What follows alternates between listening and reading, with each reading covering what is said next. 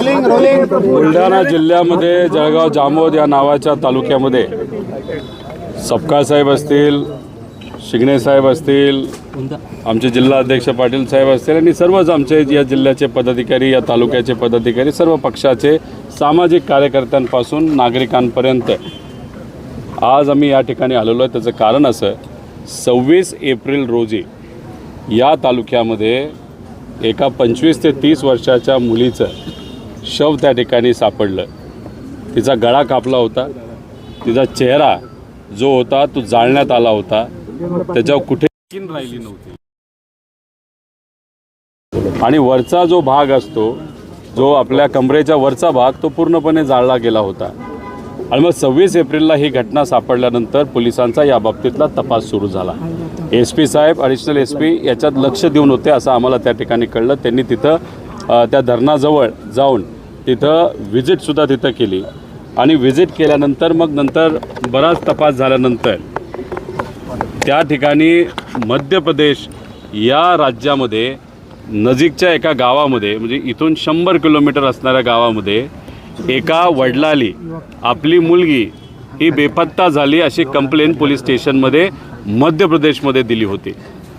मग तिथं पोलीस आपले गेले, महाराष्ट्रातले, त्या वडिलाला धरलं, भावाला धरलं, मग जळगाव जामोदमध्ये त्यांना या ठिकाणी आणण्यात आणलं आणि आणल्यानंतर आम्हाला जे कळालं इथं असणाऱ्या लोकांकडनं आणि काही व्हिडिओ आम्ही जे बघितले नातलगाचे, त्यांच्या मित्रपरिवार, तिथं दाखवण्यात आलं की हो तिथे आले, आम्ही कसं मारलं, तिला घरी मारलं, 2 दिवस घरी ठेवलं, मग इथं आणलं, मग इथं आल्यानंतर आम्ही तिचा गळा कापला, तिथं चाललं, कोणाला काही सापडू नये असं काहीतरी तिथं स्टोरी बनवण्यात आली। आता तुम्ही जर बघितलं तर 28 मेपर्यंत पोलिसांनी सगळ्या गोष्टी जसं प्लॅन केल्या होत्या तसंच चालू राहिल्या, पण 28 मे रोजी जी खरी मुलगी आहे त्या वडिलाची, मध्य प्रदेशमधल्या जो काही आदिवासी समाजाचा जो बाप होता त्याची जी खरी मुलगी आहे ती पोलीस स्टेशनला आली, कारण तिच्याकडे सोशल मीडियावर गेलं की तिच्या वडिलाला आणि भावाला जी बाई जिवंत आहे, जी मुलगी जिवंत आहे, तिच्या मर्डरसाठी त्यांना फाशीची शिक्षा दिली जाईल अशी परिस्थिती त्या ठिकाणी आली। ती मुलगी आल्यानंतर पोलिसांचे धाबे दणाणले आणि मग कुठंतरी जी केस पूर्ण केली गेली होती, आदिवासी समाजातल्या, गरीब समाजातल्या लोकांना इथं आणलं गेलं, त्यांना मारलं, भीती दाखवली आणि त्यांना वधून घेतलं की त्यांनीच तो मर्डर केला, हे सगळं कुठंतरी समोर आलं।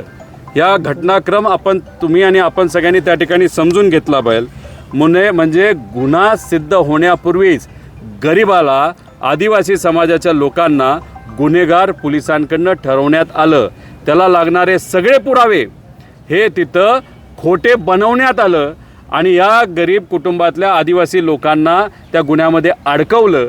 आणि मग हे जी काय प्रक्रिया आपल्या या महाराष्ट्रामध्ये त्या ठिकाणी झाली ती अतिशय दुर्दैवी आहे। त्याचं कारण एक पिक्चर तुम्ही आणि आपण सगळ्यांनी बघितला असेल, जय भीम नावाचा, हा जर कोणी बघितला नसेल तर तुम्ही बघा।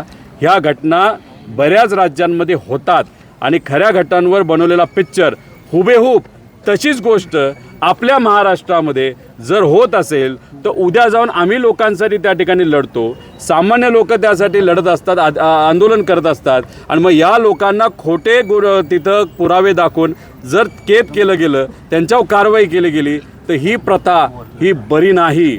त्यामुळे आम्ही इथं पोलीस स्टेशनला आल्यानंतर IG साहेबांशी बोललो, SP साहेबांशी बोललो आणि हा जो आदिवासी समाजावर, गरीब लोकांवर दबाव टाकून जे सगळे काही पुरावे बनवले जातात, त्यांना जेलमध्ये टाकलं जातं, या सगळ्यावर खोलात चर्चा होणं, तपास होणं हे अतिशय महत्त्वाचं आहे। याच्यात जे कोणी जबाबदार आहेत त्यांच्यावर पूर्णपणे कारवाई झाली पाहिजे, त्यांना पोलीस डिपार्टमेंटमध्ये ठेवलं नाही गेलं पाहिजे अशी आमच्या सगळ्यांची मागणी आहे।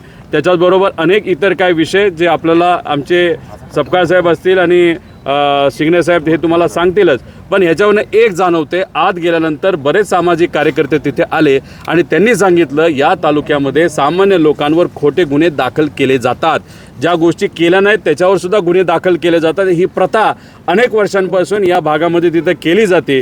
त्यामुळे हे जे काही आदिवासी समाजावर झालेला अन्याय, गरिबावर झालेला अन्याय, अशा पद्धतीने ज्या गोष्टी पिक्चरमध्ये दाखवल्या तशाच गोष्टी इथं जर घडत असतील तर ही गोष्ट सोपी नाही, साधी नाही, अतिशय मोठा गुन्हा आहे। त्यामुळे या गुन्ह्यात जे जे कोणी अधिकारी जबाबदार असतील त्यांना तुम्ही तिथं कारवाई झालीच पाहिजे, त्यांना तिथं जेलमध्ये पण टाका, कारवाई जी काय करायची करा, पण हे होणं बरोबर नाही. त्यामुळे आज जे आपले राज्याचे मुख्यमंत्री साहेब आहेत ते बिझी असतात आणि त्यांच्याकडे होम डिपार्टमेंट आहे, त्यामुळे होम डिपार्टमेंटसाठी त्यांना वेळ मिळत नाही. आणि म्हणून असे घटना जर या महाराष्ट्रामध्ये घडत असतील, महिलांवर ते अत्याचार वाढत असतील, तिथं चोऱ्या चपाट्या त्या ठिकाणी वाढत असतील, बोंदुगिरीचं मोठ्या प्रमाणात वाढत असेल, तर मला असं वाटतं त्यांचं डिपार्टमेंटची जबाबदारी दुसऱ्या कुठल्या तरी नेत्यांना दिलं जास्त महत्त्वाचं आहे, जेणेकरून होम डिपार्टमेंटकडे थोडंसं लक्ष दिलं जाईल आणि या घटना घडण्यापासून कुठेतरी या महाराष्ट्रामध्ये ब्रेक लागेल असं आमच्या सगळ्यांचं त्यात मत आहे. समाजाला ॲट्रॉसिटी हा संरक्षण कायदा आहे, याच्यावर सपकाळ साहेब आपल्याला डिटेलमध्ये सांगतील, त्यांचीसुद्धा त्या बाबतीतली मागणी आहे.